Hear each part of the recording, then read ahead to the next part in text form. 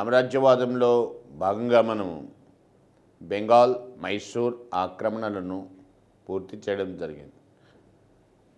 ఆంగ్లేయులు దీని తర్వాత మహారాష్ట్ర మరాఠా కూటమి దీనిపై తమ దృష్టిని నిలపడం జరిగింది. అత్యంత బలమైన మరాఠా కూటమి 1761 మూడవ పానిపట్టు యుద్ధంతో కొంత ఎక్కువగా నష్టపోవడం జరిగింది. తేరుకోలేని దెబ్బ మరాఠాలు మూడవ పానిపట్టు యుద్ధంలో చవిచూడడం జరిగింది. ఎంత దెబ్బతిన్నా కానీ మరాఠాల శక్తి సామర్థ్యాలు అయితే పూర్తిగా సన్నగిలిపోలేదు. మూడవ పానిపట్టు యుద్ధం తర్వాత 4వ పీష్వా మాధవరావు ఈయన బాధ్యతలు చేపట్టడం జరిగింది. 1761 నుంచి 71 దాకా మాధవరావు 4వ పీష్వాగా బాధ్యతలు వహించాడు. మరాఠాల యొక్క గత వైభవాన్ని పునరుద్ధరించడానికి మాధవరావు శాయశక్తులా ప్రయత్నించాడు. ఆంగ్లేయులతో మైత్రి వహించాడు. ఎందుకంటే ఆంగ్లేయులతో శత్రుత్వం పెట్టుకునే స్థితిలో లేరు మరాఠాలు. కనుకనే మాధవరావు ఆంగ్లేయులతో మైత్రి వహించడం కూడా జరిగింది. మాధవరావు హయాంలోనే జోసెఫ్ మాస్టిన్ రాయబార బృందం ఇది కూడా ఆంగ్లేయుల తరఫున పీష్వా కొలువును దర్శించడం జరిగింది. అన్ని పరిస్థితులు మాధవరావు చక్కదిద్దుతున్న సమయంలోనే హఠాత్తుగా 1771లో మాధవరావు చనిపోవడం జరిగింది. మనకు ప్రశ్న రూపంలో ఇవ్వడం జరిగింది. ఎవరి హఠాత్ మరణం అనేది మూడవ పానిపట్టు యుద్ధానికంటే కూడా నిర్ణయాత్మకమైన ఫలితాలకు దారితీస్తుంది అంటే అది మాధవరావు యొక్క మరణం. మాధవరావు తర్వాత ఆయన సోదరుడు నారాయణరావు 1 సంవత్సరం పీష్వాగా వ్యవహరించాడు. 1771 నుంచి 72 మధ్య నారాయణరావు పీష్వాగా వ్యవహరించడం జరిగింది. అంటే నారాయణరావు 5వ పీష్వా అవుతాడు. నారాయణరావు భోన్స్లే చేత చంపబడ్డాడు. నారాయణరావు చనిపోయే సమయానికి ఆయనకి కొడుకులు లేరు. ఆయన మరణానంతరం జన్మించినటువంటి వాడు మాధవనారాయణ. మరాఠా కూటమిలో ఇప్పుడు పీష్వా కార్యాలయం అనేటువంటిది వంశపారంపర్యం. కాబట్టి మాధవనారాయణే పీష్వాగా కొనసాగాలి అని ప్రకటించబడడం జరిగింది. ఇది భోన్స్లేకి సుతారము నచ్చని విషయమైందన్నమాట. ఎందుకంటే భోన్స్లే తనే పీష్వా కాదలుచుకున్నటువంటి ప్రయత్నాలు ప్రారంభించాడు. కాబట్టి ఇది మొదటి ఆంగ్లో మరాఠా యుద్ధానికి మనము నేపథ్యంగా ప్రస్తావించవచ్చు. మరి ఇక్కడ మొదటి ఆంగ్లో మరాఠా యుద్ధానికి దారితీసిన పరిస్థితులు ఏమిటి? పీష్వాగా దలిచినటువంటి భోన్స్లే రహస్యంగా ఆంగ్లేయులతో ఒప్పందం కుదుర్చుకున్నాడు. 1775 సూరత్ ఒప్పందము, సూరత్ ట్రీటీ అంటాం. ఈ సూరత్ ఒప్పందం ప్రకారము governor of Bombay general Goddard ఆంగ్లేయుల తరఫున భోన్స్లేలకు మద్దతు పలకడానికి అంగీకరించాడు. అందుకు బదులుగా భోన్స్లే ఆంగ్లేయులకు పోర్చుగీసు వారి స్థావరాలుగా ఉన్నటువంటి సాల్సెటీ బెసాయ్ ఈ రెండు కూడా యాక్చువల్గా మరాఠాలు ఆక్రమించేసుకున్నారు 1739లో. ఆ రెండింటినీ కూడా ఆంగ్లేయులకు బదిలీ చేయడానికి అంగీకరించాడు. అంటే ఆంగ్లేయులకు భోన్స్లేకి మధ్య కుదిరినటువంటి సూరత్ ఒప్పందం ప్రకారము ఆంగ్లేయులకు మరాఠాలు సాల్సెటీ బెసైని ఇవ్వాలి. అందుకు బదులుగా బాంబే ప్రభుత్వము భోన్స్లేని పీష్వాగా ప్రకటిస్తుంది. ఇది ఒప్పందం అన్నమాట. కానీ ఈ ఒప్పందం గవర్నర్ జనరల్ వార్న్ హేస్టింగ్స్కు ఆమోదయోగ్యం కాదు. ఆల్రెడీ ఆ టైంకే రెగ్యులేటింగ్ చట్టం వచ్చేసింది 1773.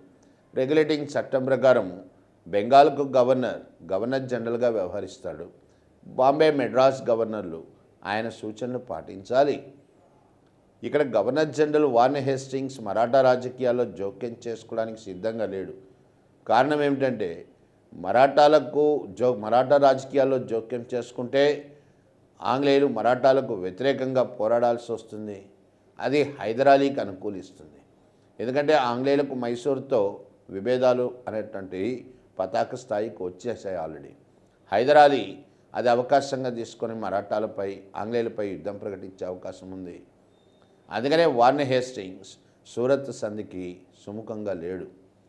ఇది గ్రహించే నానా మరాఠా రాజకీయాల్లో చిట్ట చివరి గొప్ప రాజనీతిజ్ఞుడు, గొప్ప పాలనాధ్యక్షుడు చెప్పదగినవాడు నానా ఫడ్నవీస్. బాల్యంలో ఉన్నటువంటి పీష్వా అంటే చిన్నవాడైనటువంటి పీష్వా తరఫున తనే అధికారాలు చేపట్టాడు. నానా పీష్వాకి ప్రతినిధిగా వ్యవహరించాడు. Nana Phadnavis Warren Hastings, governor general Warren హేస్టింగ్స్తో ప్రత్యేకంగా ఒక ఒప్పందం కుదుర్చుకుంటాడు. దాన్నే మనం 1777 పురందర్ సంధి అంటాం.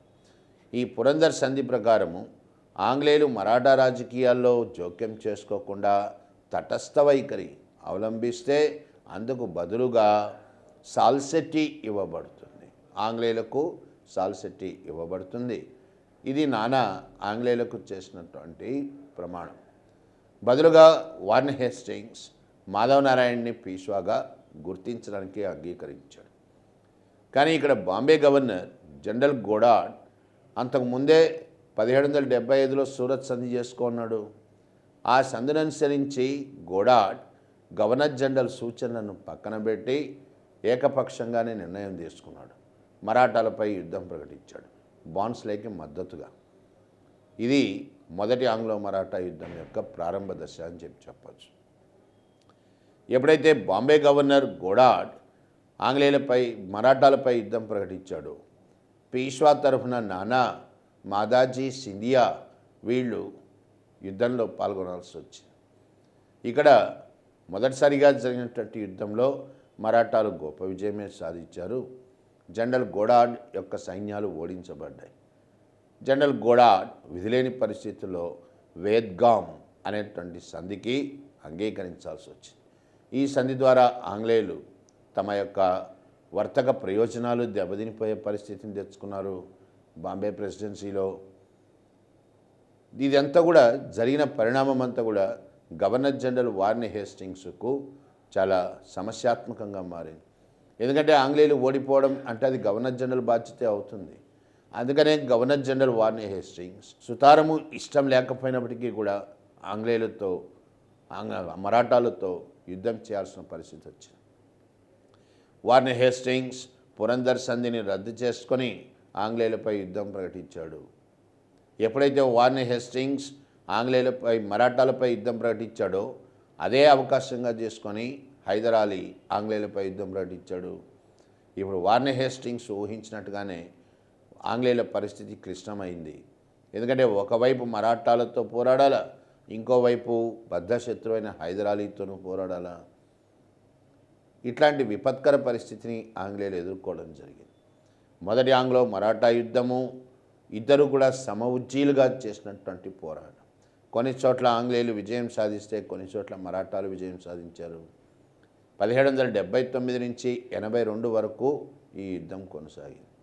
కానీ ఇందువల్ల ప్రయోజనం లేదని రెండు పార్టీలు ఇరు పక్షాలు కూడా గుర్తించాయి. ఎందుకంటే మాధవ్ నారాయణ్ను పీష్వాగా అంగీకరించడానికి వార్న్ హేస్టింగ్స్కి ఏ రకమైనటువంటి అభ్యంతరాలు లేవు. అట్లాగే సాల్సెట్టి ఆంగ్లేయులకి ఇవ్వడానికి మరాఠాలకు అభ్యంతరం లేదు. కాబట్టి యుద్ధం చేయడం నిరర్ధకము అని ఇరు పక్షాలు కూడా అంగీకరించాయి. కాబట్టే మొదటి ఆంగ్లో మరాఠా యుద్ధం 1782 సాల్బై సంధితో ముగిసింది. ఈ సంధి షరతులు ఏమిటి? మరాఠాలు ఆంగ్లేయులకు మద్దతు పలకాలి హైదర్ అలీకి వ్యతిరేకంగా. ఆంగ్లేయులు మరాఠాల పీష్వాగా మాధవ్ నారాయణ్ని గుర్తించడం జరుగుతుంది. మరాఠాలు ముందుగా అంగీకరించినట్లుగా సాల్సెట్టి ఇది ఆంగ్లేయులకు ఇవ్వబడుతుంది. ఇట్లా మొదటి ఆంగ్లో మరాఠా యుద్ధము సాల్బై సంధితో ముగిసింది. దీని తర్వాత మరాఠాలు కొంత బలం పుంజుకున్నారు. కొంతవరకు పరిస్థితులు చక్కదిద్దుకోగలిగారు, స్థిరపడగలిగారు. మైసూరుకు వ్యతిరేకంగా జరిగినటువంటి యుద్ధాల్లో ఆంగ్లేయులకు మద్దతు పలికారు. ఫలితంగా మరాఠాలకు ఉత్తర తుంగభద్ర ఈ ప్రాంతం వాళ్ళ ఆధిపత్యంలోకి రాగలిగింది. అట్లాగే మరాఠా కూటమిలో ప్రముఖ వ్యక్తిగా మాదాజీ సింధియా ఎదగలిగాడు. మాదాజీ మొఘల్ చక్రవర్తి అయోధ్యలో ఆశ్రయం పొంది ఉన్నాడు. విశ్రాంతి తీసుకుంటూ అక్కడే ఉండిపోయినాడు. మొఘల్ చక్రవర్తిని తిరిగి తీసుకొని వచ్చి ఢిల్లీ సింహాసనంపై ప్రతిష్ఠించాడు మాదాజీ. అంటే ఢిల్లీ రాజకీయాల్లో కూడా మాదాజీ మరాఠాల యొక్క ప్రాబల్యం అనేది ప్రతిష్ఠించబడ్డట్టయింది, పునరుద్ధరించబడ్డట్టయింది. ఇట్లా మరాఠాలు పరిస్థితులను చక్కదిద్దుకుంటూ తమ స్థాయిని పెంచుకుంటున్నటువంటి దశలో హఠాత్తుగా పీష్వా ఆరో పీష్వా అయినటువంటి మాధవనారాయణ్ ఆయన ఆత్మహత్య చేసుకోవడం జరిగింది. 1798లో పీష్వా మాధవనారాయణ్ హఠాత్తుగా చనిపోయినాడు. దీంతో పీష్వా కార్యాలయం ఖాళీ అయింది. పీష్వా కార్యాలయాన్ని ఇప్పుడు ఎవరి చేత నియమించబడాలి, భర్తీ చేయబడాలి? భోన్స్లేల యొక్క వారసుడు మనముడైనటువంటి రెండవ బాజీరావు ఆయన్ని పీష్వాగా ప్రకటించడం జరిగింది. మరాఠా కూటమికి చివరి పీష్వాగా మనకి ఇప్పుడు రెండవ బాజీరావు నియమించబడ్డాడు. రెండవ బాజీరావు 1798లో పీష్వాగా బాధ్యతలు స్వీకరించాడు. 1800లో నానా చిట్ట చివరి గొప్ప రాజనీతిజ్ఞుడు అంటాం మరాఠాలో, నానా ఫడ్నవీస్ చనిపోవడము జరిగింది. ఇది మరాఠాలకు మరొక దెబ్బ అని చెప్పచ్చు. పీష్వాగా వచ్చినటువంటి చిట్ట చివరి పీష్వాగా వచ్చిన రెండవ బాజీరావు మరాఠా కూటమిలో దాదాపు అన్ని శక్తులతోనూ ఒక విధంగా శత్రుత్వాన్ని పెంచుకున్నాడు. ఎవరితోనూ ఆయన సఖ్యతను పాటించలేకపోయినాడు. 1800లో పీష్వా బాజీరావు రెండవ బాజీరావు జస్వంతరావు హోల్కార్ అంటే ఇండోర్కు పాలకులు హోల్కార్, జస్వంతరావు హోల్కార్ యొక్క తమ్ముడిని దౌలత్రావు సింధియా గ్వాలియర్ పాలకులైన సింధియాల సహాయంతో చంపించాడు. పీష్వా రెండవ బాజీరావు జస్వంతరావు హోల్కార్ యొక్క తమ్ముడిని చంపడం జరిగింది పీష్వాల మద్దతుతో. ఇందుకు ఆగ్రహించినటువంటి హోల్కారులు జస్వంతరావు హోల్కార్ పూణేపై దాడి చేశాడు. పీష్వాని ఓడగొట్టాడు. పూణే పట్టణాన్ని దోచుకున్నాడు. తన ప్రతినిధిగా వినాయకరావుని నియమించడం జరిగింది. ఇది ప్రశ్నగా కూడా ఇవ్వడం జరిగింది మనకు. మరాఠా కూటమిలో ఏ శక్తి పీష్వాను ఓడించడం జరిగింది అని. పీష్వాని ఓడించినటువంటి శక్తి హోల్కార్లు, పాలకులు హోల్కార్లు. ఓడిపోయిన పీష్వా గొప్ప అభద్రతాభావానికి గురైనాడు. ఎందుకంటే తిరిగి మళ్ళీ హోల్కార్ దాడి చేయడు అనేటువంటి గ్యారంటీ లేదు, ఆ నమ్మకము అనేటువంటిది లేదు. తిరిగి మళ్ళీ ఏ పరిస్థితులైనా హోల్కార్ దాడి చేస్తే పీష్వా తనని తను కాపాడుకునే స్థితిలో లేడు.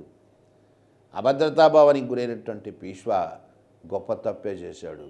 ఏమిటంటే ఆంగ్లేయుల యొక్క మద్దతుకై ప్రయత్నించాడు. ఇది మరాఠా కూటమి పతనానికి దారితీసింది. ఒక విధంగా గవర్నర్ జనరల్ వెల్లెస్లీ ఆ టైంకి ఆ కాలానికి గవర్నర్ జనరల్ వెల్లెస్లీ ఈ అవకాశం కోసమే కాచుకొని ఉన్నాడు. ఎందుకంటే 1799 కల్లా టిప్పు సుల్తాన్ని చంపేయడం జరిగింది. మైసూర్ రాజ్యాన్ని ఆంగ్లేయులు పూర్తిగా తమ ఆధిపత్యంలోకి తెచ్చుకోవడం జరిగింది. దాని తర్వాత ఆంగ్లేయులకు అంతగా సమస్యాత్మకమైనటువంటి వాళ్ళు మరాఠాలు. కాబట్టి మరాఠా రాజకీయాల్లో జోక్యం చేసుకోవాలా, ఎట్లయినా సరే మరాఠా ప్రాంతాలను తమ ఆధిపత్యంలో తెచ్చుకోవాలా అని వేచి ఉన్నటువంటి వెల్లెస్లీకి ఇది ఒక గొప్ప అవకాశంలా పరిణమించింది. సాక్షాత్తు కూటమికి అధ్యక్షుడైన పీష్వా వెల్లెస్లీ సహాయాన్ని అభ్యర్థించాడు. రహస్యంగా గవర్నర్ జనరల్ వెల్లెస్లీతో ఒప్పందం కుదుర్చుకున్నాడు. దాన్నే మనము 1802 బెసైన్ సంధి కుదిరింది.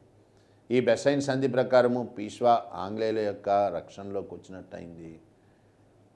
బెసైన్ సంధి ఎప్పుడైతే బయటపడ్డదో, అంటే దాని యొక్క షరతులు, సంధి విధానము అనేది బహిర్గతమైందో, ఇది మరాఠా కూటమిలో చిచ్చుకు కారణమైంది. సింధియాలు, భోన్స్లేలు ఇద్దరు కూడా పీష్వాపై యుద్ధం ప్రకటించారు. ఇప్పుడు రెండవ ఆంగ్లో మరాఠా యుద్ధం ప్రారంభమైంది. 1803 నుంచి 1805 మధ్య రెండవ ఆంగ్లో మరాఠా యుద్ధం ప్రారంభమైంది. యుద్ధానికి కారకుడు పీష్వానే. ఆయన చేసుకున్న స్వయం కృతాపరాధమే యుద్ధానికి దారితీసింది. ఆయనకు వ్యతిరేకంగా భోన్స్లే మరియు సింధియాలు ఎప్పుడైతే యుద్ధం ప్రకటించారో, గవర్నర్ జనరల్ వెల్లెస్లీ పీష్వా తరఫున యుద్ధంలో ప్రవేశించాల్సి వచ్చింది. అదే కావాలని ఆంగ్లేయులు కూడా కోరుకున్నది. ఈ పరిస్థితులు ఊహించే వెల్లెస్లీ ముందుగా తన తమ్ముడు, గవర్నర్ జనరల్ యొక్క తమ్ముడు ఆర్థర్ వెల్లెస్లీని భోన్స్లే పైకి పంపడం జరిగింది. లార్డ్ లేక్ను సింధియా పైకి పంపడం జరిగింది. భోన్స్లే మరియు సింధియా ఇద్దరు కూడా ఓటమి పాలైపోయినారు.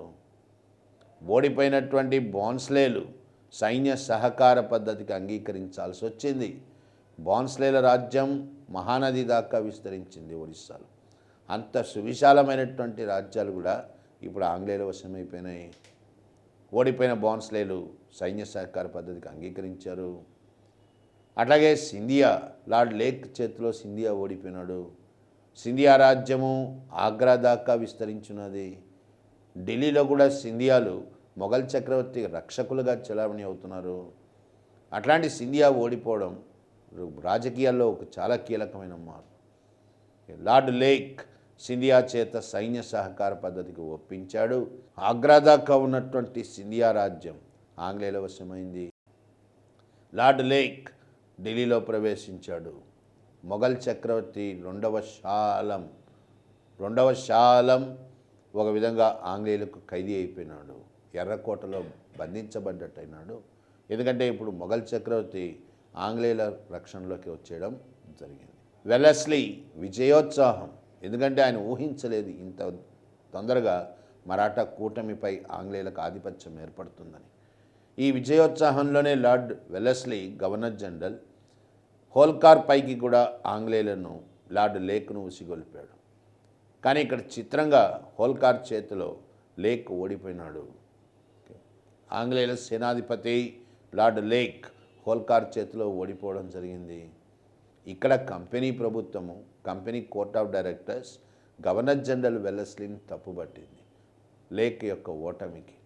ఎందుకంటే ఈ విధంగా యుద్ధాలు చేయడానికి ఒక రకంగా వెల్లెస్లీకి అనుమతి లేదు. అనుమతి లేకుండానే ఆయన నిధులు కూడా దుర్వినియోగం చేశాడు యుద్ధాల కోసం. ఈ కారణం చేతనే వెల్లెస్లీని ఒక రకంగా వెనక్కి తిరిగి పిలిపించడం జరిగింది, రీకాల్డ్ అంట. ఆయన స్థానంలో అంటే ఇది ఒక రకంగా సస్పెండ్ అయిపోయినట్టే అనమాట. ఆయన స్థానంలో లార్డ్ మింటో 1 అంటాం, ఎందుకంటే మనకి ఇంకొక మింటో కూడా వస్తాడు తర్వాత. మొదటి మింటో అంటాం. మింటో 1 గవర్నర్ జనరల్గా నియమించబడ్డాడు. మింటో లార్డ్ లేక్కి మరో అవకాశం ఇచ్చాడు. ఎట్లన్నా కానీ హోల్కార్ని ఓడించాలి అనేది ఆంగ్లేయుల ప్రయత్నం. ఈ రెండవ ప్రయత్నంలో లేక్ హోల్కార్ని ఓడించడం జరిగింది. ఓడిపోయిన హోల్కార్ సట్లెస్ నదిని దాటి పంజాబ్లో ప్రవేశించాడు. ఎందుకంటే ఆ కాలం నాటికి పంజాబ్కి పాలకుడు రంజీత్ సింగ్. ఆంగ్లేయులు భయపడింది అంటే టిప్పు సుల్తాన్, హైదరాలీ టిప్పు సుల్తాన్ తర్వాత రంజీత్ సింగ్. అంత గొప్ప పాలనాధ్యక్షుడు, భారతదేశంలో ఒక రకంగా అతి పెద్ద సామ్రాజ్యాన్ని ఏర్పరిచినటువంటి వాడు, ఆస్ట్రియాలోనే రెండవ అత్యంత బలమైన సైన్యాలను కలిగిన వాడు రాజా రంజీత్ సింగ్. అందుకనే హోల్కార్ ఎట్టి పరిస్థితుల్లో ఆంగ్లేయులు పంజాబ్లో అడుగు పెట్టరు అనేటువంటి నమ్మకంతోనే సట్లెస్ నదిని దాటాడు. హోల్కార్ని వెంటాడుతూ లేక్ ఈయన కూడా సట్లెస్ నదిని దాటడానికి ప్రయత్నిస్తాడు. అక్కడ రంజీత్ సింగ్ ఆంగ్లేయులను సవాల్ చేయడం జరిగింది. కాబట్టి సట్లెస్ నది ఆంగ్లేయులకు రంజీత్ సింగ్కి మధ్య ఒక గుర్తింపు అంటే సరిహద్దుగా కూడా గుర్తించడం జరిగిందన్నమాట. చివరకు హోల్కార్ కూడా సైన్య సహకార పద్ధతికి అంగీకరించడం జరిగింది. అంటే మరాఠా కూటమిలో సైన్య సహకార పద్ధతికి అంగీకరించిన మొట్టమొదటివాడు పీష్వా, చిట్ట చివరివాడు హోల్కార్ అయినాడు. ఎందుకంటే హోల్కార్ కంటే ముందే గైక్వాడ్లు 1804కే సైన్య సహకార పద్ధతికి అంగీకరించడం జరిగింది. ఇట్లా రెండవ ఆంగ్లో మరాఠా యుద్ధం ముగిసే సమయానికి మరాఠా కూటమి అనేటువంటిది విచ్ఛిన్నమైపోయింది, నిర్వీర్యమైపోయింది అని చెప్పచ్చు. కూటమి ఆంగ్లేయుల వశంలోనే ఉంది. ఇక ఏం జరగాల అనేది అదంతా కూడా యాదృచ్ఛికమే. అంటే దాని అది ఎట్లాగో జరుగుతుంది. మరాఠాలు మనుగడను కోల్పోవాల్సిన పరిస్థితి ఏర్పడ్డది. 1818 మూడవ ఆంగ్లో మరాఠా యుద్ధము. మూడో ఆంగ్లో మరాఠా యుద్ధానికి కూడా కారకుడు పీష్వానే అయినాడు. చిట్ట చివరి పీష్వా అయిన రెండవ బాజీరావు గైక్వాడ్లతో శత్రుత్వం పెట్టుకున్నాడు. బరోడా పాలకుడైన గైక్వాడ్లు తమ రాయబారిగా గంగాధర శాస్త్రి ఈయన్ని పీష్వా కొలువుకు పంపడం జరిగింది. పీష్వా అనుచరుడైనటువంటి త్రయంబక్జీ డెంగలే ఈ గంగాధర శాస్త్రిని చంపేశాడు. గైక్వాడ్లు ఆంగ్లేయులకు మంచి స్నేహితులు. ఆంగ్లేయులను గైక్వాడ్లు ద్రోహి మరియు నిందితుడు అయినటువంటి త్రయంబక్జీ డెంగలేని పట్టి అప్పగించాల్సిందిగా కోరారు. కానీ త్రయంబక్జీ డెంగలేకు పీష్వా ఆశ్రయం ఇచ్చాడు. ఆంగ్లేయులు కోరినప్పటికీ కూడా పీష్వా త్రయంబక్జీని ఆంగ్లేయులకు అప్పగించలేదు. పైగా పీష్వా ఆంగ్లేయులపై యుద్ధం ప్రకటించాడు. అట్లా మూడవ ఆంగ్లో మరాఠా యుద్ధము అనేది 1818లో ప్రారంభమైంది. ఈ యుద్ధంలో పీష్వా తన శాయశక్తిలో ఒడ్డి పోరాడాడు. కానీ పీష్వా వరుస యుద్ధాల్లో ఓడించబడ్డాడు. కిర్కీ, అస్తి, కొరేగాం అనేటువంటి యుద్ధాల్లో పీష్వా ఓడిపోయినాడు. మరాఠా కూటమి అనేటువంటిది రద్దు చేయబడ్డది. మూడవ ఆంగ్లో మరాఠా యుద్ధ ఫలితాలు ఏమిటి అంటే మరాఠా కూటమి రద్దయిపోయింది. పీష్వాకు భరణం ఇవ్వబడ్డం జరిగింది. చిట్ట చివరి పీష్వా రెండవ బాజీరావు కాన్పూర్ దగ్గరుండేటువంటి బెతూర్ అనేటువంటి పట్టణానికి పంపివేయబడ్డాడు. మరాఠా కూటమిని అధికారపూర్వకంగానే రద్దు చేయడం జరిగింది. చివరి పీష్వా రెండవ బాజీరావు, ఆయనకు పిల్లలు లేరు. అందుకనే రెండవ బాజీరావు నానాసాహెబ్ను దత్తు తీసుకున్నాడు. దోంద్ పండిట్ అంటారు. నానాసాహెబ్ అసలు పేరు దోంద్ పండిట్. ఈ దత్తత చెల్లదని గవర్నర్ జనరల్ లార్డ్ డలౌసీ ప్రకటించి పీష్వాకి ఇస్తున్న భరణాన్ని కూడా రద్దు చేసేసాడు. అదే 1857 సిపాయిల తిరుగుబాటుకి ఒక కారణంగా కూడా మనం చెప్పుకుంటాం తర్వాత. ఇప్పుడు జరిగిన పరిణామాలు ఏంది అంటే మరాఠా కూటమి రద్దయిపోయింది. పీష్వా కాన్పూర్లో దగ్గర ఉండేటువంటి బెతూరుకు పంపబడ్డాడు. మరాఠా కూటమిని రద్దు చేస్తే మరాఠాలు చాలా సున్నిత మనస్కులు. ఏ క్షణంలో అయినా మరీ మరాఠా ఉద్యమం అనేది ప్రారంభమయ్యే అవకాశం ఉంది. అందుకనే ఆంగ్లేయులు మరాఠాలకు ప్రాతినిధ్యం వహించడానికి గాను సతారా అనేటువంటి ఒక చిన్న రాజ్యాన్ని ఏర్పరిచారు. సతారాకు పాలకుడుగా ప్రతాప్ సింగ్, ఏ డిస్టెంట్ రిలేటివ్ ఆఫ్ శివాజీకి దూర బంధువు అవుతాడు ప్రతాప్ సింగ్, ఆయన్ని నియమించారు. ఇదంతా ఎందుకంటే కేవలం స్టాప్ గ్యాప్ అంటే తాత్కాలికమైనటువంటి చర్యలు ఇవన్నీ కూడా. వాళ్ళ పరమోద్దేశం ఎటైనా సతారాను కూడా ఆక్రమించేయడం, మరాఠాల రాజ్యాన్ని పూర్తిగా తమ ఆధిపత్యంలో తెచ్చుకోవడం. వాస్తవంగా ఇదే జరిగింది. 1848లో ప్రతాప్ సింగ్ తొలగించబడ్డాడు. సతారా ఆంగ్లేయుల వశమైపోయింది. ఇది మరాఠాలకు సంబంధించినంత వరకు మనం మోడర్న్ ఇండియాలో జరిగినటువంటి పరిణామాలు. ఇక సామ్రాజ్యవాదానికి చివరి ప్రయత్నంగా ఆంగ్లేయులు పంజాబ్ని ఆక్రమించడం జరిగింది. మరి పంజాబ్ చరిత్ర ఏంది?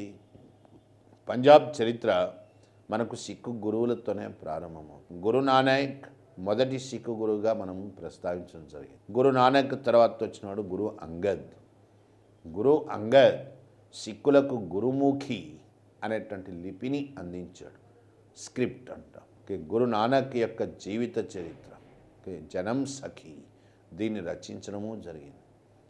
ఆయన తర్వాత వచ్చినవాడు గురు అమర్దాస్, మూడవ సిక్కు గురు అమర్దాస్.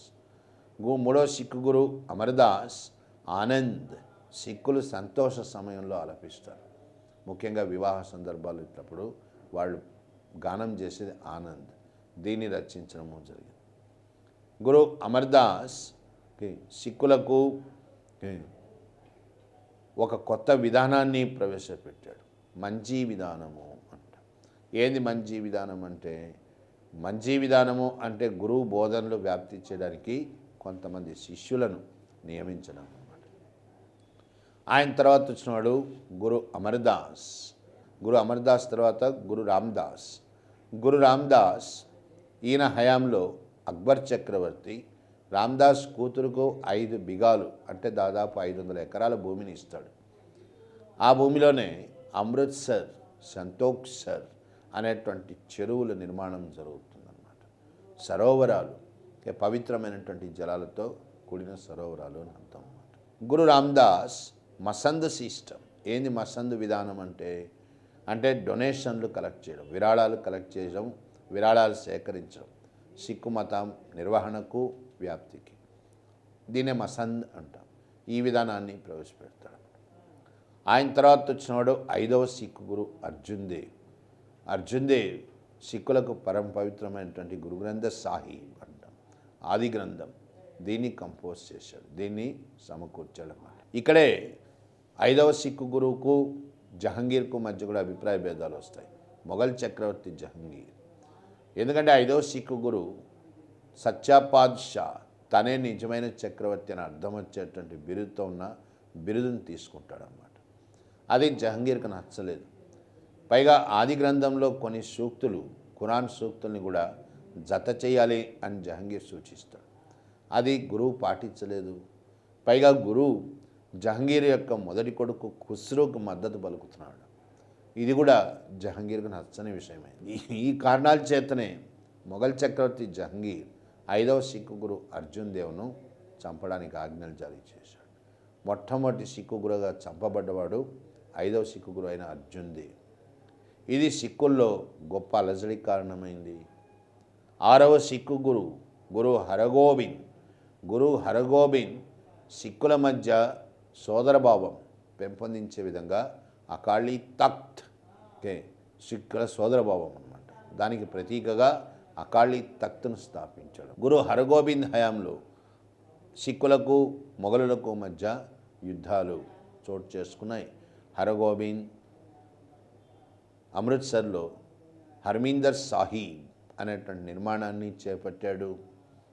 లోహగర్ అనే కోటను నిర్మించి, దీని తర్వాత మనకు 7, 8 సిక్కు గురువులు వస్తారు. గురు హరిరాయ్, గురు హరికిషన్ అత్యంత చిన్న వయసులోనే గురువు అవుతాడు. 5 ఏళ్ళకే గురువు అవుతాడు.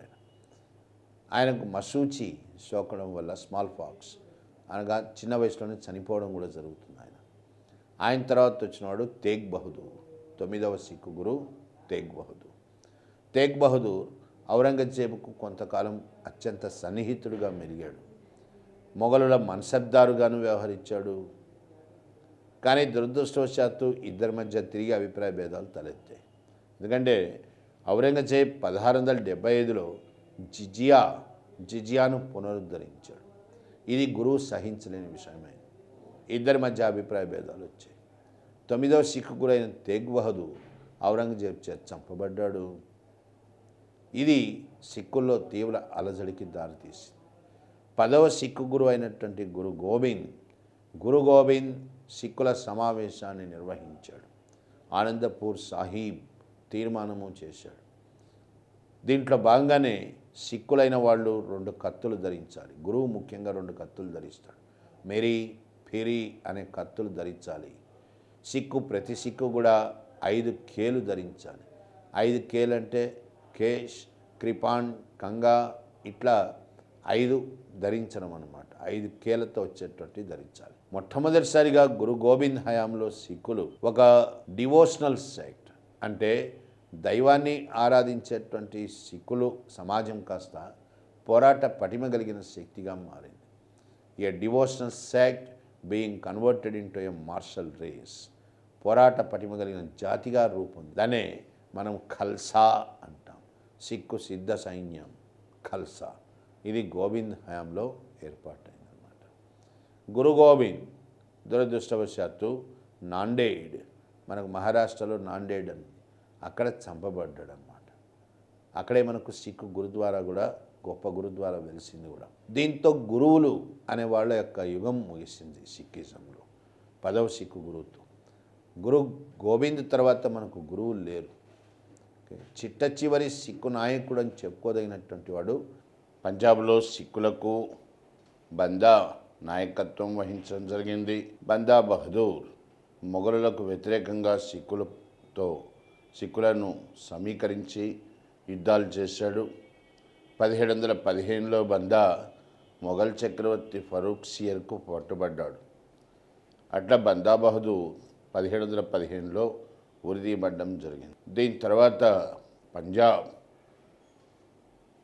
మిస్సిల్స్ అనగా జిల్లాలు దాదాపు 12 జిల్లాలుగా విడిపోయింది. ఈ మిస్సిల్స్, వీటిలో బంగీ మిస్సిల్ ఇది అత్యంత బలమైనటువంటిది. సుఖర్ చెకియా మిస్సిల్ ఇది అన్నిటికంటే చిన్నది. మిస్సిల్ అంటే అరబిక్ పదం జిల్లా అని అర్థం. ఇక్కడి నుంచి మనకు రాజా రంజీత్ సింగ్ ఆయన ఆవిర్భావం ప్రారంభమవుతుంది. పంజాబ్ చరిత్ర ఆయన చుట్టే పరిభ్రమిస్తుంది. మరి ఎవరు రాజా రంజీత్ సింగ్? 1780 నుంచి 1839 దాకా దాదాపు 59 ఏళ్ళు, అంటే 60 ఏళ్ల వరకు రంజీత్ సింగ్ యొక్క ప్రభావం మనకు పంజాబ్లో కనిపిస్తుంది అన్నమాట. రాజా రంజీత్ సింగ్ గుజ్రాన్వాలా అనే చోట జన్మిస్తాడు 1780లో. గుజ్రాన్వాలా సుఖర్ చెకియా మిస్సిల్కి చెందిన ప్రాంతం. సుఖర్ అంటే షుగర్ అనుకోవచ్చు, చక్కెర అని కూడా అంటాం మనం, పంచదార అని. ఇది చాలాసార్లు అడగబడినటువంటి ప్రశ్న కూడా. రాజా రంజీత్ సింగ్ ఏ మిస్సిల్కి చెందినటువంటి వాడు అని, అంటే ఏ జిల్లాకు చెందినవాడు. సుఖర్ చెకియా మిస్సిల్కి చెందినటువంటి వాడు. 17 ఏళ్ల ప్రాయంలో రంజీత్ సింగ్, అంటే 1797, ఆ సంవత్సరం ఇరాన్ పాలకుడైనటువంటి జమాన్ షా భారతదేశంపై దాడికి వస్తాడు. ఆ సమయంలో రంజీత్ సింగ్ జమాన్ షాకి మద్దతు పలకడం జరిగింది. జమాన్ షా ఇందుకు ప్రతిఫలంగా రంజీత్ సింగ్ను లాహోర్కి గవర్నర్గా నియమించడం జరిగింది. ఇది కూడా మనకు ప్రశ్నగా ఇవ్వబడ్డది. ఎవరు రంజీత్ సింగ్ని లాహోర్కు పాలకుడుగా లేదా గవర్నర్గా నియమించారు? ఆ విధంగా చేసిన జమాన్ షా. ఇంకా అప్పటి నుంచి రంజీత్ సింగ్ తన రాజకీయ ప్రస్థానంలో ఎక్కడా వెనుదిరిగి చూడలేదు. జమాన్ షా పర్షియా చక్రవర్తి రంజీత్ సింగ్కి స్నేహితుడిగా మారడం. రంజీత్ సింగ్ యొక్క ప్రధాన సేనాని హరిసింగ్ గొప్ప పోరాట పటిమ కలిగినటువంటి సేనాని. రంజీత్ సింగ్ పంజాబ్ని విస్తరింపజేస్తూ సింధ్, ముల్తాన్, పెషావర్ మరియు కాశ్మీర్ ఈ ప్రాంతాలు అన్నిటినీ కూడా ఆక్రమించాడు. ఇట్లా ఆధునిక భారతదేశంలో ఒక బలమైనటువంటి రాజ్యాన్ని సిక్కులకు ఏర్పరచగలిగాడు రంజీత్ సింగ్ యొక్క పరిపాలన ఇది కూడా మనకు కొంచెం ప్రాశస్త్యమైందే. ఏ విధంగా అంటే సిక్కుల యొక్క ప్రాంతం అయినప్పటికీ పంజాబ్లో రంజీత్ సింగ్ చక్కటి సమన్వయాన్ని పాటించాడు. పలు మతాల మధ్య ముస్లింలు, హిందువులకు ప్రధానమైనటువంటి పదవులు ఇచ్చాడు. దీనానాథ్ మరియు అజీజుద్దీన్ ఇట్లాంటి వాళ్ళు ఆయన మంత్రివర్గంలో చేర్చుకోబడడం జరిగింది. వారికి ఉన్నత పదవులు ఇవ్వడం జరిగింది. రంజీత్ సింగ్ సైనిక నిర్వహణ దీనికి చాలా ప్రాధాన్యతనిచ్చాడు. పంజాబ్లోని సిక్కు సైన్యాలకు శిక్షణ ఇవ్వడానికి గాను జర్మన్లు, ఇటాలియన్లు వంటి విదేశీయుల్ని వినియోగించాడు. దాంతో సిక్కు సైన్యం దీన్నే ఫౌజ్ ఖాస్ అని పిలవడం జరిగింది. ఇది ఆసియాలోనే చెప్పుకోదగినటువంటి సైన్యాల్లో ఒకటిగా మారింది. బ్రిటిష్ సైన్యాన్ని సవాల్ చేయగలిగిన స్థితిలో ఉండేది. రంజీత్ సింగ్కి ఆంగ్లేయులకు మధ్య సత్సంబంధాలే ఏర్పడ్డాయి. కారణం ఏమిటి అంటే రంజీత్ సింగ్ పర్షియన్లకు స్నేహితుడు. పర్షియన్ల ద్వారా ఆయన రష్యా సహాయాన్ని కూడా పొందే అవకాశం ఉంది. ఎందుకంటే పర్షియన్లకు రష్యన్లకు చక్కటి స్నేహ సంబంధాలు ఉన్నాయి కాబట్టి. ఒకవేళ రంజీత్ సింగ్పై దాడి చేయడం అంటే జరిగితే చివరకు రష్యా భారత రాజకీయాల్లో ప్రవేశించే అవకాశం ఉంది. అందుకనే ఆంగ్లేయులు రంజీత్ సింగ్ బతుకున్నంతకాలం పంజాబ్ వైపు కన్నెత్తి చూడడానికి కూడా సాహసించలేదన్నమాట. రంజీత్ సింగ్తో స్నేహాన్నే కోరుకున్నారు. యూసఫ్ అలీ రాయబారాన్ని పంపారు. రంజీత్ సింగ్ కొలువుకు అలెగ్జాండర్ బర్న్స్ గొప్ప బహుమానాలను తీసుకుని రావడం కూడా జరిగింది. ఎంపరర్ విలియమ్స్ ద్వారా ఈ బహుమానాలు రంజీత్ సింగ్కి చేర్చబడ్డాయి. ఎంపరర్ విలియమ్స్ పంపగా అలెగ్జాండర్ బర్న్స్ ద్వారా చేర్చబడ్డాయి అన్నమాట. అట్లాగే రంజీత్ సింగ్ ఆయనకు ఆరోగ్యం ఎప్పుడు సరిగా ఉండేది కాదు. అందుకనే ఆంగ్లేయులు డాక్టర్ ముర్రే అనే ఒక వైద్యుడిని కూడా రంజీత్ సింగ్ కొలువుకు పంపడం జరిగింది. ఇంతకుముందే ప్రస్తావించాం మనం. ఆంగ్లో మరాఠా యుద్ధాలు జరుగుతున్నప్పుడు ఓడిపోయినటువంటి ఇండోర్ పాలకుడు హోల్కార్ సట్లెజ్ నదిని దాటి రంజీత్ సింగ్ యొక్క రాజ్యంలో ప్రవేశించాడు అని. హోల్కార్ను వెంటాడుతూ లేక్ కూడా సట్లెజ్ నదిని దాటడానికి ప్రయత్నిస్తాడు. ఆ ప్రయత్నాన్ని రంజీత్ సింగ్ సవాల్ చేయడం జరిగింది. దీన్నే మనము తర్వాత ఏమని చెప్పుకున్నాము అంటే సట్లెజ్ నది ఆంగ్లేయులకు రంజీత్ సింగ్కి మధ్య సరిహద్దుగా పరిగణించబడ్డది. దీన్ని ధృవీకరిస్తూ 1809లో అమృత్సర్ సంధి అనే సంధి కూడా చేసుకోబడ్డది. గవర్నర్ జనరల్ మింటో మరియు రంజీత్ సింగ్ మధ్య ఈ సంధి కుదిరింది. దాన్ని అనుసరించి సట్లెజ్ సరిహద్దుగా గుర్తించబడ్డది. 1832లో పర్షియాలో ఒక సంక్షోభం తలెత్తింది. పర్షియాలో అంతర్యుద్ధం ప్రారంభమైంది. దోస్త్ మొహమ్మద్ మరియు షుజా అనేటువంటి ఇద్దరి మధ్య పర్షియాలో రాజకీయ సంక్షోభం చోటు చేసుకుంది, అంతర్యుద్ధం. దీంట్లో షుజా రాజా రంజీత్ సింగ్ మరియు ఆంగ్లేయుల మద్దతును ఆశించాడు. రంజీత్ సింగ్ ఆంగ్లేయుల తరఫున గవర్నర్ జనరల్ విలియం బెంటింగ్ ఇద్దరు కూడా షుజాకు మద్దతు ప్రకటించారు. వీరి సహకారంతో అధికారంలోకి వచ్చిన షుజా రాజా రంజీత్ సింగ్కు కోహినూర్ వజ్రం బహుకరించడము జరిగింది. ఇట్లా రంజీత్ సింగ్ బతుకున్నంత కాలము కూడా ఆంగ్లేయులు రంజీత్ సింగ్తో గొప్ప స్నేహాన్ని ప్రదర్శించారు, సహనాన్ని కనబరిచారు. వారు రంజీత్ సింగ్ యొక్క మరణం కొరకే వెయిట్ చేసే పరిస్థితి ఏర్పడ్డాయి. అంటే రంజీత్ సింగ్ చనిపోయిన తర్వాత పంజాబ్ను ఆక్రమించుకునే ఉద్దేశం క్రమంగా ఆంగ్లేయులకు బలపడింది. రంజీత్ సింగ్ చనిపోయిన తర్వాత పంజాబ్లో ఒక రకంగా అరాచక పరిస్థితులు తలెత్తాయి. నావ్ నిహాల్ సింగ్, కర్క సింగ్, రామ్ సింగ్ వంటి పాలకులు వచ్చారు, కానీ ఏ పాలకుడు నిలబడలేకపోయినాడు. రంజీత్ సింగ్ యొక్క వారసుడుగా దలీప్ సింగ్, చిన్నవాడైనటువంటి దలీప్ సింగ్ అధికారంలోకి రావడం జరిగింది. దలీప్ సింగ్ తరఫున రాణి జిందాన్, ఈమె కూడా పరిపాలనలో ప్రవేశించింది, పరిపాలనను పర్యవేక్షించింది. ఇంకిక్కడి నుంచి ఆంగ్లేయులకు సిక్కులకు మధ్య మనకు యుద్ధాలు తలెత్తే పరిస్థితి ఏర్పడ్డది. ఎందుకంటే కారణాలు ఇక్కడ రెండు ఉన్నాయి. సిక్కులకు అభద్రతాభావం కలిగించే విధంగా 1843లో ఆంగ్లేయులు సింధును ఆక్రమించారు. దాదాపుగా పంజాబ్ను చుట్టుముట్టినట్టుగా అయింది. రెండోది, అమృత్సర్ సంధిని అనుసరించి సట్లెజ్ నదిని సరిహద్దుగా గుర్తించాలి, కానీ దీన్ని గుర్తించడానికి ఇరు పక్షాలు కూడా సిద్ధంగా లేవు. ఆంగ్లేయులు సంధిని ఉల్లంఘించి పంజాబ్లో ప్రవేశించాలని, సిక్కు సర్దారులు ఈ సంధిని ఉల్లంఘించి తమ సామ్రాజ్యాన్ని విస్తరింపజేయాలని ఇద్దరి వైపు నుంచి కూడా ప్రయత్నాలు ప్రారంభమైనాయి. ఆ కారణం చేతనే లూధియానాలో బ్రిటిష్ రెసిడెంట్ కమిషనర్ అయినటువంటి బ్రాడ్ఫూట్ కూడా అమృత్సర్ సంధి చెల్లదు అని ప్రకటన చేయడం జరిగింది. దీనివల్లనే మొదటి ఆంగ్లో సిక్కు యుద్ధం అనివార్యమైంది. 1845-46 మొదటి ఆంగ్లో సిక్కు యుద్ధం చోటు చేసుకుంది. ఈ యుద్ధంలో సిక్కులు వీరోచితంగా పోరాడినప్పటికీ ఓడిపోయినారు. యుద్ధము 1846 లాహోర్ సంధి దీంతో ముగిసింది.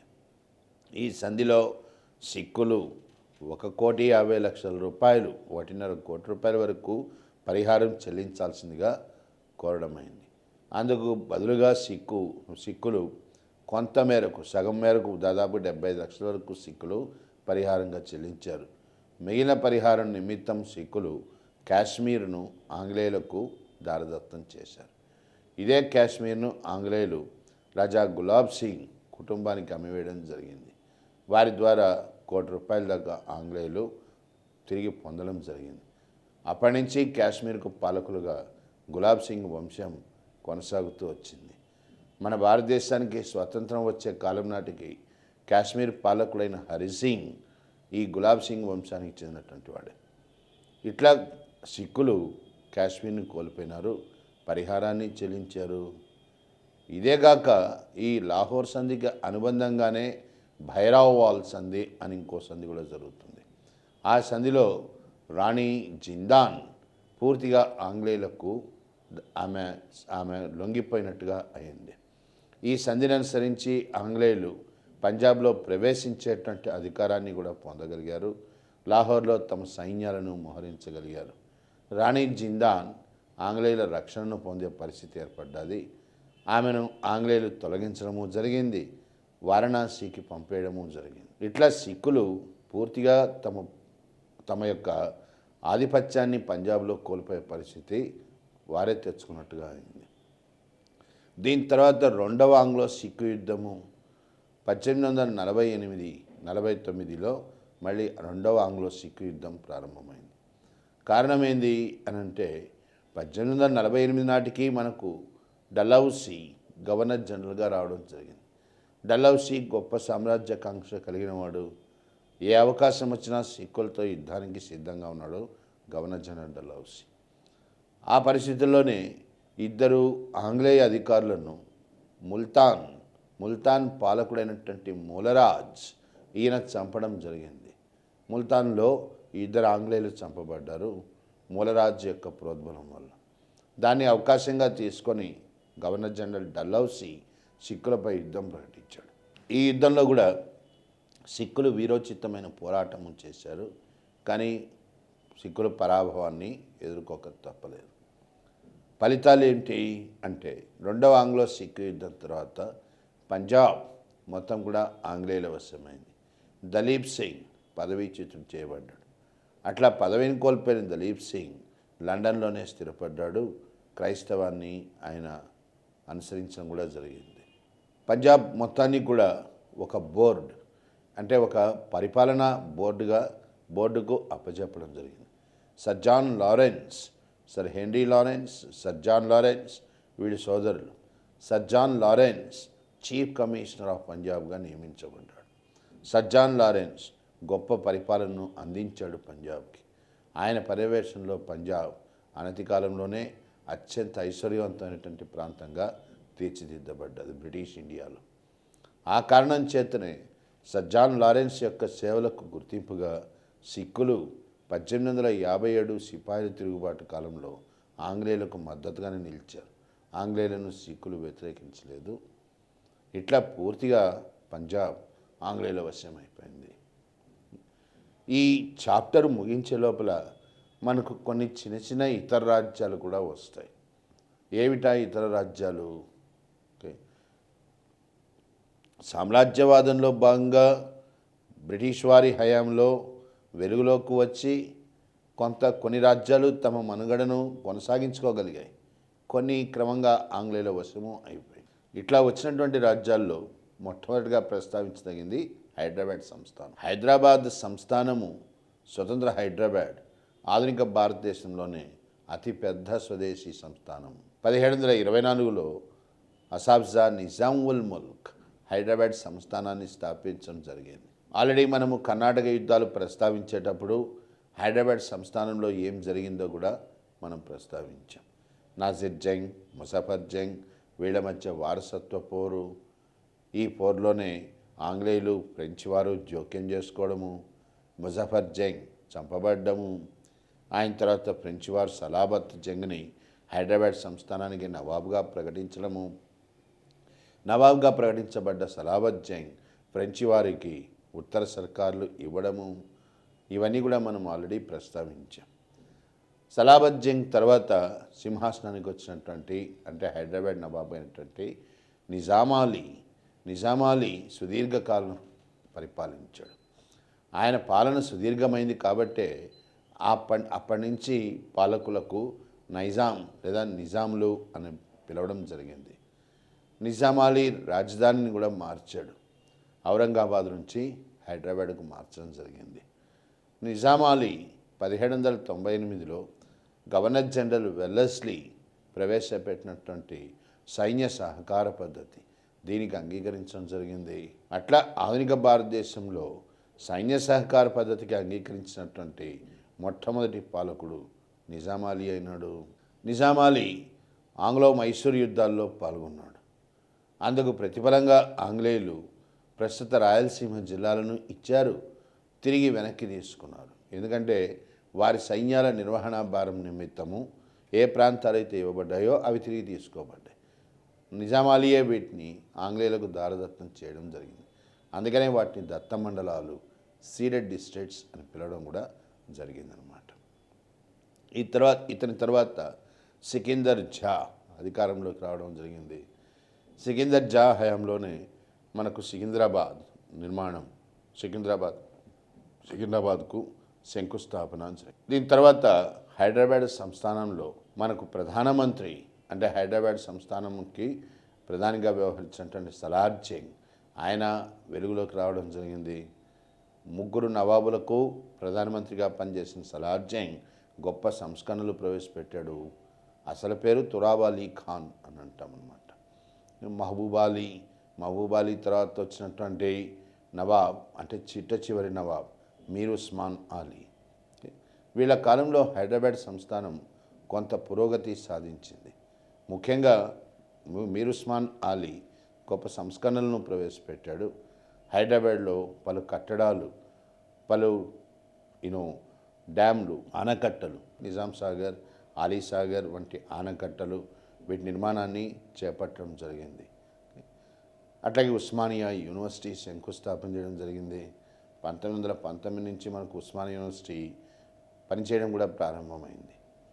ఈ సంస్కరణలు చేపట్టినప్పటికీ కూడా నవాబుల పరిపాలనలో ప్రజలకు హక్కులు లేని పరిస్థితి ఏర్పడ్డది. బయట భారత స్వాతంత్రోద్యమం ప్రారంభమైంది. ఆధునిక భారతదేశంలో ప్రజా పోరాటాలు చోటు చేసుకుంటున్నాయి మానవ హక్కుల కోసం. స్వదేశీ సంస్థానమైనటువంటి హైదరాబాద్లో కూడా ప్రముఖమైనటువంటి ప్రజా పోరాటాలు ప్రారంభమైనాయి. ఉస్మానియా యూనివర్సిటీ విద్యార్థుల వందే మాతరోద్యమం ప్రారంభమైంది. 1946లో గొప్ప పోరాటంగా మనం స్తుతించేటువంటి తెలంగాణ సాయుధ పోరాటము ప్రారంభమైంది. క్రమంగా తెలంగాణ సాయుధ పోరాటం బలపడి హైదరాబాద్ సంస్థానం మొత్తం విస్తరించే పరిస్థితి ఏర్పడ్డది. అదే సమయంలో భారతదేశానికి స్వతంత్రం సంప్రాప్తించింది. 1947 ఆగస్టు 15న భారతదేశానికి స్వతంత్రం వచ్చే కాలం నాటికి హైదరాబాద్లో అలజడులు అంటే సాయుధ పోరాటం ఒక రకంగా పతాక స్థాయికి చేరుకున్నదన్నమాట. భారత ప్రభుత్వానికి హైదరాబాద్ సమస్య ఒక ప్రధాన సమస్యగా కూడా పరిణమించింది. ఎందుకంటే హైదరాబాద్ నవాబ్ మీర్ ఉస్మాన్ అలీ భారతదేశంలో హైదరాబాద్ను కలపడానికి సిద్ధంగా లేడు. పైకి ప్రకటన అనేటువంటిది చేసినప్పటికీ, అంగీకరించినప్పటికీ స్టాండ్ స్టిల్ అగ్రిమెంట్ అంటే యథాతథ స్థితిని కొనసాగించడానికి అంగీకరించినప్పటికీ రహస్యంగా నవాబ్ పాకిస్తాన్తో సంప్రదింపులు ప్రారంభించాడు. పాకిస్తాన్ ప్రధాని లియాఖత్ అలీతో రహస్య సంప్రదింపులు చేశాడు. ఇవన్నీ భారత ప్రభుత్వం దృష్టికి వచ్చాయి. భారత ప్రభుత్వం పంపించిన రాయబారాలన్నింటినీ కూడా నవాబ్ తిరస్కరించాడు. నవాబ్ అత్యున్నతమైనటువంటి రెచ్చగొట్టే చర్య అని చెప్పదగింది భారత ప్రభుత్వంపై ఐక్యరాజ్య సమితిలో ఫిర్యాదు చేయడం. మొయిన్ నవాజ్ జంగ్ ఆధ్వర్యంలో భారత ప్రభుత్వంపై నవాబ్ ఐక్యరాజ్య సమితిలో ఫిర్యాదు చేశాడు. ఇక పరిస్థితి ఉపేక్షిస్తే చేయి దాటిపోయింది. అందుకనే హోంమంత్రి, మన అంతర్గత వ్యవహారాల మంత్రి అయినటువంటి సర్దార్ పటేల్ హైదరాబాద్ సంస్థానంపై చర్యకు ఆదేశించాడు. దీన్నే మనం ఏమంటాము, పోలీసు చర్య అంటాం. ఆపరేషన్ పోలో అనే పోలీసు చర్య ద్వారా జనరల్ జయంత్ చౌదరి నేతృత్వంలో భారత సైన్యాలు హైదరాబాద్ను ముట్టడించడం జరిగింది. సో సెప్టెంబర్ 13న 1948 సెప్టెంబర్ 13న ఈ చర్య ప్రారంభమైంది. 4 రోజుల తర్వాత అంటే సెప్టెంబర్ 17వ తేదీ నవాబ్ ఓటమిని అంగీకరించాడు. ఇట్లా హైదరాబాద్ సంస్థానం మనకు భారతదేశంలో కలిసిపోవడం జరిగింది. దీని తర్వాత అయోధ్య హైదరాబాద్తో పాటుగా ఒక స్వతంత్ర రాజ్యంగా ఏర్పరచబడ్డది అయోధ్య. దీన్నే మనము అవధ్ అని కూడా పిలుస్తాం. అసాఫ్ షా నిజాం ఉల్ ముల్క్కు సన్నిహితుడుగా అయోధ్యను స్థాపించినటువంటి వాడు సాదత్ ఖాన్. ఇద్దరు కూడా అంటే అసాఫ్ షా మరియు సాదత్ ఖాన్లు ఇద్దరు కూడా మొఘల్ కొలువులో తురానీ వర్గానికి నాయకులు అన్నమాట. మొఘల్ చక్రవర్తి మొహమ్మద్ షా పోకడలతో విసిగిపోయిన వీరిద్దరు కూడా స్వతంత్ర రాజ్యాలు ఏర్పరచుకోవడం జరిగింది. ఇట్లా 1719 కల్లా సాదత్ ఖాన్ స్వతంత్ర అయోధ్య రాజ్యాన్ని ఏర్పరచుకోగలిగాడు. అయోధ్య పాలకులు నవాబు వజీర్లు అని పిలువబడతారు. అంటే వాళ్ళు అయోధ్యకు నవాబులుగా వ్యవహరిస్తారు, ఢిల్లీలో మొఘల్ చక్రవర్తికి వజీర్లుగా వ్యవహరిస్తారు. అందుకని వాళ్ళని నవాబ్ వజీర్లు అని మనము పిలవడం జరిగేదన్నమాట. సాదత్ ఖాన్ 1739లో నాదిర్ షా భారతదేశంపై దాడికి వస్తాడు. అప్పుడు మొఘల్ చక్రవర్తికి నాదిర్ షాకు మధ్య సాదత్ ఖాన్ మధ్యవర్తిత్వం నడుపుతాడు. కానీ అనుమానాస్పద స్థితిలో సాదత్ ఖాన్ ఆత్మహత్య చేసుకోవడం జరిగింది. సాదత్ ఖాన్ తర్వాత వచ్చినటువంటి పాలకులు నవాబ్ షుజావుద్దౌలా హయాంలో బక్సర్ యుద్ధము 1764 బక్సర్ యుద్ధం జరిగింది. ఈ యుద్ధంలో ఓడిపోయిన షుజావుద్దౌలా అలహాబాద్ సంధికి అంగీకరించాడు. రాబర్ట్ క్లైవ్తో జరిగినటువంటి అలహాబాద్ సంధిలో షుజావుద్దౌలా నష్టపరిహారం కింద 40 లక్షలు చెల్లించుకున్నాడు. అలహాబాద్, కారా జిల్లాలను ఆంగ్లేయులకు దారదత్తం చేశాడు. దీని తర్వాత షుజావుద్దౌలా గవర్నర్ జనరల్ వార్న్ హేస్టింగ్స్ ఈయనతో కూడా సంధి చేసుకుంటాడు. ఆ సంధినే మనము వారణాసి సంధి అంటాం. 1774 ఆ సంధిని అనుసరించి వార్న్ హేస్టింగ్స్ రోహిల్ఖండ్ ఈ ప్రాంతాన్ని అయోధ్యలో కలపడానికి అంగీకరిస్తాడు. అందుకుగాను కొంత ఆంగ్లేయులకు ముట్టజెప్పడానికి దాదాపు 20 లక్షల రూపాయలను షుజావుద్దౌలా అంగీకరించడం జరిగింది. వారణాసి సంధిని అనుసరించే వార్న్ హేస్టింగ్స్ రోహిల్ఖండ్పై దాడి చేశాడు. రోహిల్ఖండ్ను కాస్త అయోధ్యలో కలపడము జరిగింది. దీని తర్వాత షుజావుద్దౌలా చనిపోయినాడు. ఆయన వారసుడుగా వచ్చినటువంటి అసఫుద్దౌలాకి ఏ అయితే చెల్లిస్తామో అని అంగీకరించారో అది చెల్లించలేకపోయినాడు. ఆ కారణం చేతనే Warren Hastings Begums of Awadh రాణులపై కొంత అరాచకాలకు పాల్పడ్డాడు. ఇది జరిగిన తర్వాత మనకు అయోధ్య చరిత్రలో చెప్పుకోదగినటువంటి పాలకుడు చిట్ట చివరివాడైనటువంటి నవాబ్ వజీద్ అలీ చక్కటి పరిపాలనను అందించాడు. కళలు వీటి పట్ల అభిరుచి కలిగిన వజీద్ అలీ ఆధునిక భారతదేశంలోనే మొట్టమొదటి ఓపెన్ ఎయిర్ ఆడిటోరియం అంట, దేనికి పెర్ఫార్మింగ్ ఆర్ట్స్ ఆ కళలకు ప్రదర్శన ఇవ్వడానికి మొట్టమొదటి ఓపెన్ ఎయిర్ ఆడిటోరియం కూడా అయోధ్యలో నిర్మించడం జరిగింది. పరిపాలన బాగున్నప్పటికీ ఆంగ్లేయులు ముఖ్యంగా గవర్నర్ జనరల్ డల్హౌసీ అయోధ్య నవాబైన వజీద్ అలీపై అభియోగాలు మోపడం జరిగింది. మాల్ అడ్మినిస్ట్రేషన్ అసమర్థ పరిపాలన అనేటువంటి అభియోగంతో వజీద్ అలీని తొలగించడం జరిగింది. 1856లో అయోధ్య ఆక్రమణ జరిగింది. అయోధ్య ఆక్రమణ జరగడం సిపాయిల తిరుగుబాటుకు ఒక ప్రధాన కారణంగా కూడా చెప్పచ్చు మనం. సిపాయిల తిరుగుబాటుకు అప్పుడు అయోధ్య ఒక ప్రధాన కేంద్రంగా కూడా మనం ప్రస్తావించబోతున్నాం తర్వాత. ఇట్లా అయోధ్య తన ఉనికిని కోల్పోయి బ్రిటిష్ సామ్రాజ్యంలో అంతర్భాగమైంది. దీని తర్వాత ఇంకా చిన్న చిన్న రాజ్యాలు వస్తాయి. స్వతంత్ర జైపూర్ సంస్థానం ఏర్పడ్డది. జైపూర్ సంస్థానం మహారాజా సవాయి జై సింగ్ ఈయన యొక్క హయాంలో ఏర్పడ్డది. జైపూర్ పాలకుడైన సవాయి జై సింగ్ మనకు అస్ట్రానమీ ఖగోళ శాస్త్రం దీంట్లో ఆయన గొప్ప ఆసక్తిని కనబరిచాడు. జంతర్ మంతర్లు అంటాం, ఆస్ట్రానామికల్ అబ్జర్వేటరీస్ పరిశోధనాశాలలు, వీటిని కూడా ఆయన నిర్మించడం జరిగింది. జైపూర్ స్వతంత్ర రాజ్యంగానే కొనసాగుతూ వచ్చింది. అట్లాగే భరత్పూర్ అంటే జాట్లు. ఉత్తరప్రదేశ్లో, హర్యానాలో మనకు జాట్లు చాలా బలమైన సామాజిక వర్గం. వృత్తిరీత్యా ఎక్కువ మంది జాట్లు వ్యవసాయదారులు. వీరు ఔరంగజేబ్ హయాంలోనే మొఘల్ చక్రవర్తిపై తిరుగుబాట్లు చేశారు. గోకుల్, చూరామల్, బదన్ సింగ్ వీళ్ళంతా కూడా ప్రముఖ జాట్ నాయకులు అన్నమాట. జాట్లు స్వతంత్ర భరత్పూర్ సామ్రాజ్యాన్ని నిర్మించడం జరిగింది. ఈ స్వతంత్ర భరత్పూర్ రాజ్యంలో మనకు ప్రముఖంగా ప్రస్తావించదగినటువంటి పాలకుడు సూరజ్మల్కి అతన్ని మనము జాట్లకు అరిస్టాటిల్ అని మనము ప్రస్తావించడం జరిగింది. The Aristotle of Jats, Aristotle కాదండి, ప్లేటో ఆఫ్ జాట్స్ అని సూరజ్మల్ను మనం ప్రస్తావించడం జరిగింది. సూరజ్మల్ హయాంలోనే జాట్లు సికింద్రాలో ఉండేటువంటి అక్బర్ సమాధి దీనిపై దాడి చేశారు. సమాధిని అపవిత్రం చేశారు. అది కూడా ఒక క్వశ్చన్గా ఇచ్చారు. ఎవరి హయాంలో జాట్లు సికింద్రాలోని అక్బర్ సమాధిపై దాడి చేసి దాన్ని ధ్వంసం చేయడం జరిగింది అని. అది జరిగింది సూరజ్మల్ హయాంలో జరిగిందనమాట. ఇట్లా భరత్పూర్ సంస్థానం ఇది కూడా స్వతంత్ర సంస్థానంగానే కొనసాగింది. అట్లాగే దక్షిణాదిలో మనకు ట్రవాంకోర్ తిరువనంతపురం మొట్టమొదటిసారిగా ఆంగ్లో మైసూర్ యుద్ధాల్లో వెలుగులోకి వచ్చింది. స్వతంత్ర ట్రవాంకోర్ సంస్థానం, దీనికి స్థాపకుడు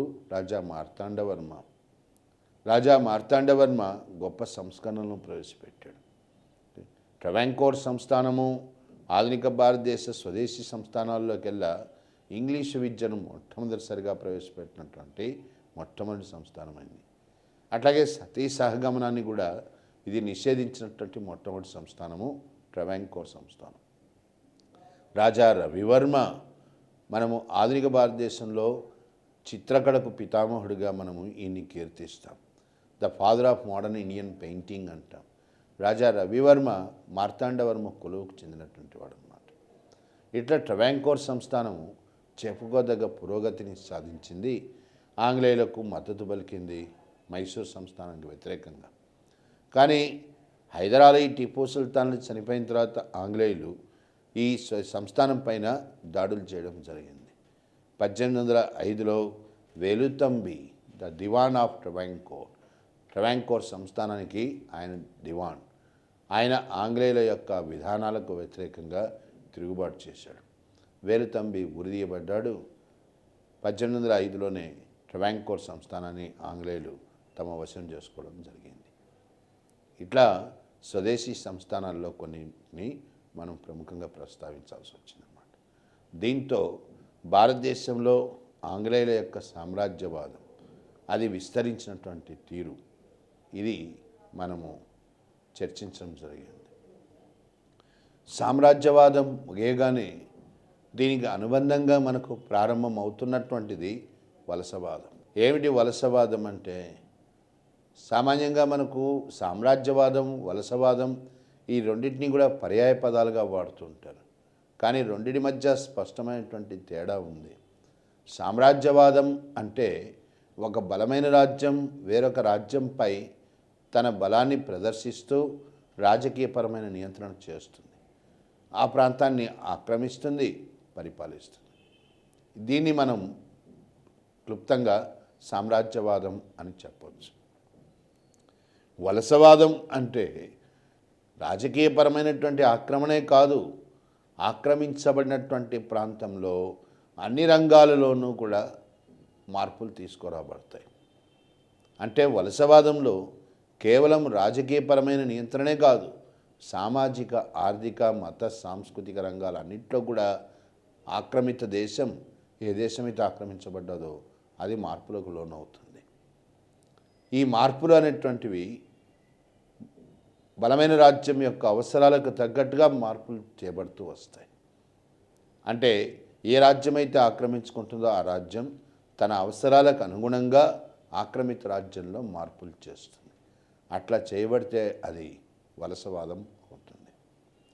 మనకు భారతదేశంలో కూడా బ్రిటిష్ సామ్రాజ్యవాదంతో పాటుగా చోటు చేసుకున్నది వలసవాదం. వలసవాదం 3 దశలలో మనకు వృద్ధి చెందింది అని చెప్పచ్చు. ఇక్కడ వలసవాదం ఒక దశలో కనిపించినట్టుగా ఇంకొక దశలో కనబడదు. అందుకనే వలసవాదం ప్రాంత ప్రాంతానికి మారుతుంది, మారుతున్న అవసరాల దృష్ట్యా కూడా మారుతూ ఉంటుంది. దీన్నే మనం ఏం చెప్తాం, colonialism differs from place to place and time to time. మారుతున్న అవసరాలకు తగ్గట్టుగా మార్పు చెందుతుంది, ప్రాంత ప్రాంతానికి మారుతుంటుంది. ఇంగ్లాండ్ రవి అస్తమించని వలస సామ్రాజ్యాన్ని స్థాపించింది.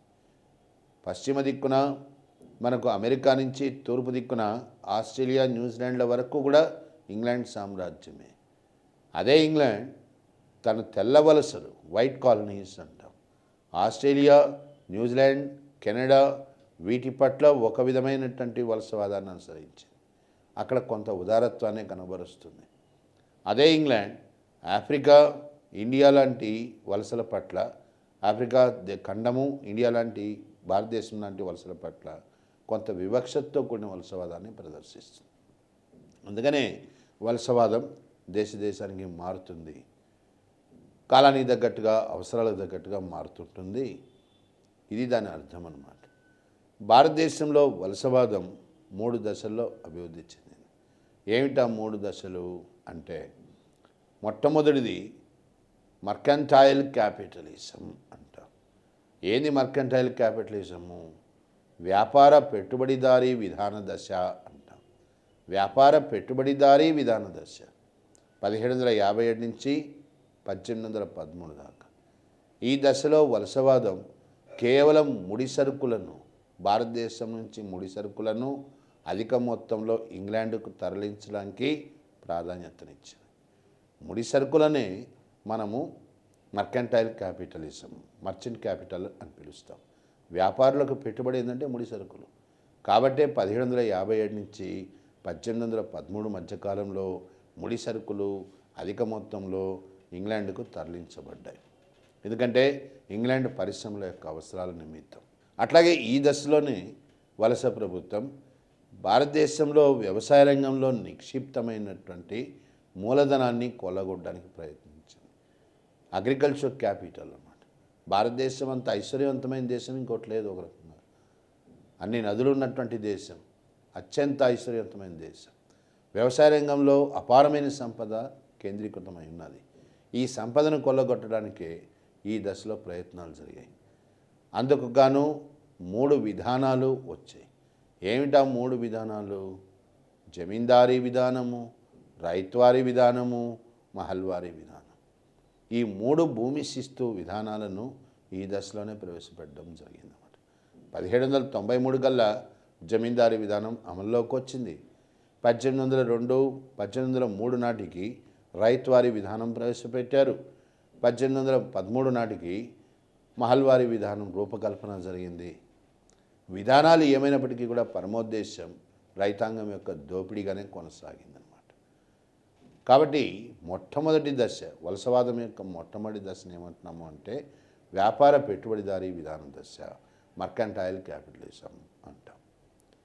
ఇక రెండవ దశ ఎప్పటి నుంచి ప్రారంభమవుతుంది? 1813 నుంచి 1858 మధ్యకాలంలో రెండవ దశ ప్రారంభమవుతుంది.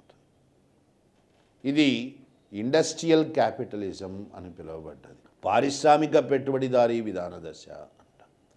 ఏంది పారిశ్రామిక పెట్టుబడిదారీ విధాన దశ అంటే, ఈ దశలో ఇంగ్లాండ్ భారతదేశాన్ని కేవలం ముడి సరుకులు అందించే దేశంగానే కాకుండా ఇంగ్లాండ్లో తయారైనటువంటి పారిశ్రామిక ఉత్పత్తులను కొనుగోలు చేసే దేశంగా కూడా మార్చింది.